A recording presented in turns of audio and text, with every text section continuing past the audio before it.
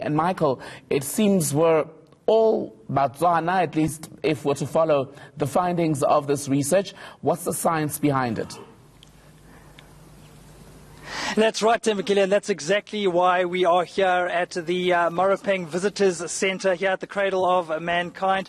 Maruping is actually a Setswana word meaning returning to the place of origin. So you see, we're already speaking Setswana here in South Africa, so I suppose not too far from our neighbours up north where it all began. But really the science behind this is researchers in Australia and the US managed to trace a gene, Tembekile, which is passed from mother to child. It's known as mitochondrial DNA, and they've managed to trace it back almost 200,000 years. They then took evidence from geology, as well as research that has been done by paleontologists who look at fossils.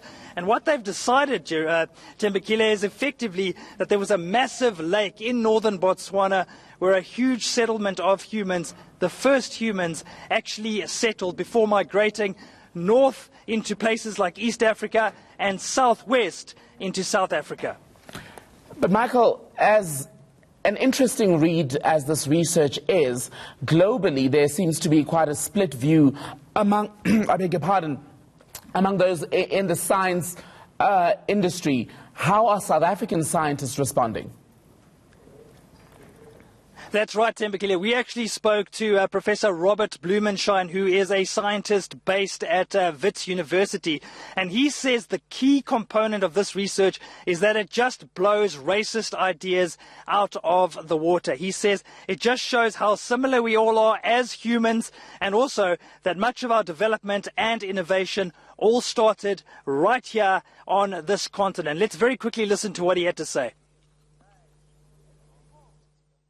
These climate changes, they were periodic, based fundamentally in changes in the Earth's orbital parameters around the sun. And these are responsible for what people might know as the glacial interglacial cycles, which have dominated the last 3 million years of Earth's history, and 3 million years of our evolution. And so we have evolved, and Homo sapiens appeared in this fluctuating environment, and the hallmark of human evolution has been our large brain and the ability of our large brain to be able to allow us to adapt not only genetically and physiologically to climate change, but also technologically.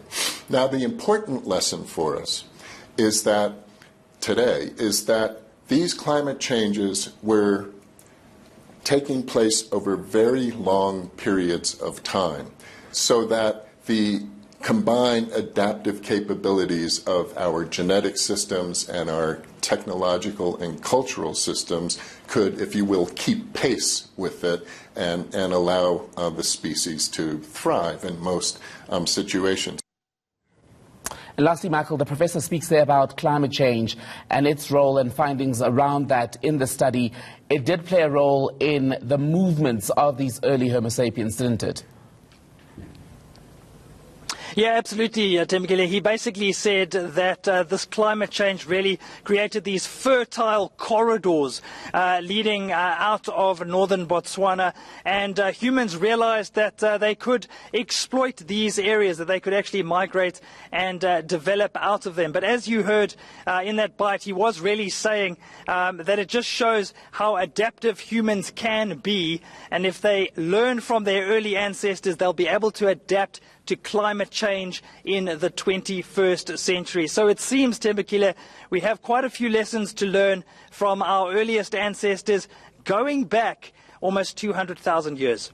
It's not lost on me, Michael, that where this takes us back, of course, is to the long-standing theory and belief that all of life began in Africa. Absolutely, and Prof. Blumenschein saying to us that there is such a rich cultural heritage, both in terms of the genetic research, which we've just spoken about, and in terms of fossils, Tembekile. Now, it might sound boring, but if you visit a place like Maruping behind me, you just get a sense of how rich our cultural heritage is as an African continent, and just being reinforced now by the studies that are coming out of the United States and of Australia. It's all happening on our continent. Michael Marilia, thank you. Michael Marilia is life host at the Cradle of Humankind.